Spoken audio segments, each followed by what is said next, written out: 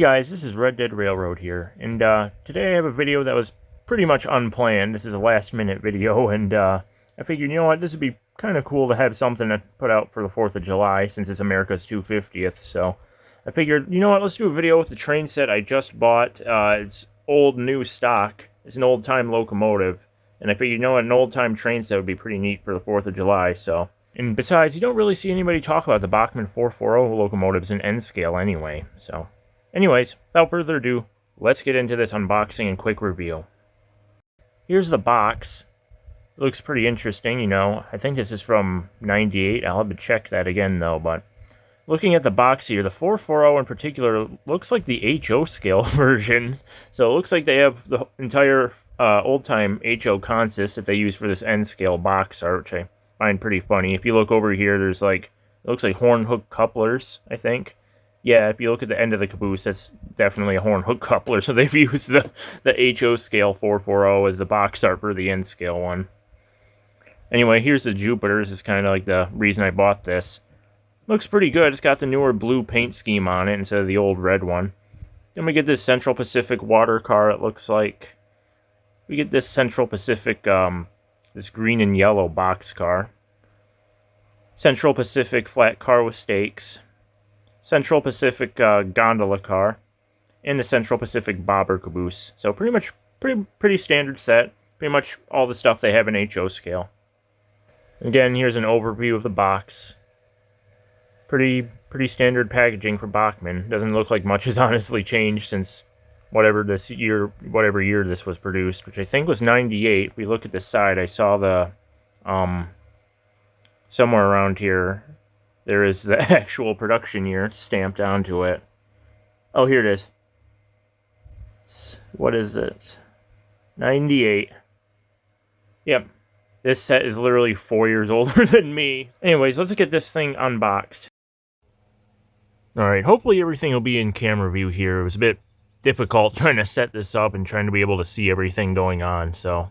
Anyways, let's get this opened up. Oh, and just as a note, I had to re-record audio for this section because I was having background noise issues when I first recorded this, so this is all redubbed, by the way, now. Anyways, we open up the box, and pretty standard Bachmann set. Not much has changed since 1998, it seems, except for this old controller. Wow, that's really old. And, you know, here's all the easy track, the locomotives and cars and everything. Here's the instruction booklet, you know, as if anyone cares. Let's get this opened up here. Alright. This locomotive here is probably what everybody is here for. This is the Bachmann old-time 440 and N-scale. Even for N-scale standards, this locomotive is just tiny. I'm surprised they got all the paintwork and printed on details that they did with an engine this small, honestly. Like, this locomotive is just so tiny. It's also a tender drive locomotive, too, and has no headlight. Up next here is the Central Pacific water car. Pretty much the exact same as the HO scale one. Here's the Central Pacific box car. If I can get it out of the box here. One of the wheels came off there, but here's the Central Pacific boxcar. I always thought this kind of reminded me of John Deere colors, that paint scheme for the boxcar. Central Pacific flat car here with stakes. Styrofoam in there to protect them from snapping, because these look very fragile. Again, same as the HO. These are all these cars are pretty much the same as their HO scale versions. Here's the gondola. Central Pacific Railroad gondola.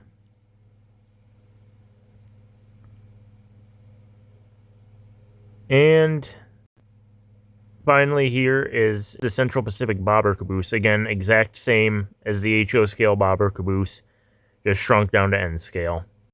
I also noticed that it doesn't have the fine mesh, but they did try to replicate that fine wire mesh that the HO scale Jupiter had on this N scale 440 as well. Anyways, here's the track. Standard easy track. I honestly didn't even know they had easy track back in 1998. Thought that was a 2000s thing. straight track, curves track. Here's the old Bachmann controller. Cord is already attached to it. You don't have to plug it in like the new ones. And that's everything. Let's move on to getting the track assembled and seeing the locomotive run. So I got the locomotive running. I forgot I should probably properly break this in, and I ran it for a second with the cars on. I'm like, oh yeah, I should break this in properly. So I flipped the locomotive over and gave it some Labelle 108 oil for the tiny little drive gears on this locomotive. It is tender driven, so I just had to put the oil on the gears in the front of the locomotive. I don't know how to disassemble the tender. I'll probably look at the instructions that I tossed aside earlier in the video and see if I can figure out how to get that apart, if need be, to service it. But for now, I'll just grease these gears in the locomotive itself. And yeah, the engine runs fairly well now, even greased. I will notice this thing takes off like a freaking rocket. It just goes flying as soon as you put it. I have this at a very little track power, and it is just flying. Does not have very much tractive effort, even though it has traction tires. You can see the wheels spinning really pretty badly here.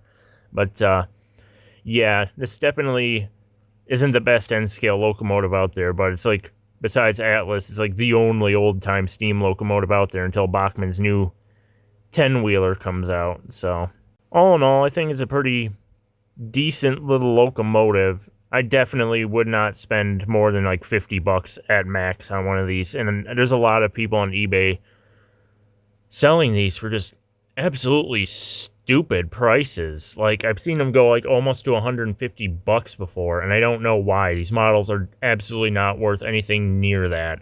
I got this entire set sealed, old new stock, for like $100 even on eBay, and I only I only bought it because it was a full set.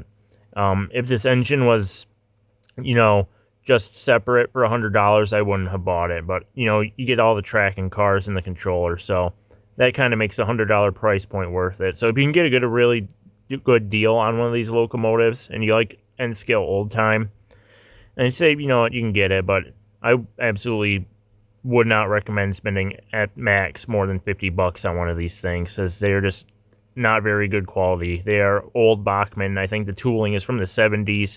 I think they stopped producing these like 10 or 15 years ago.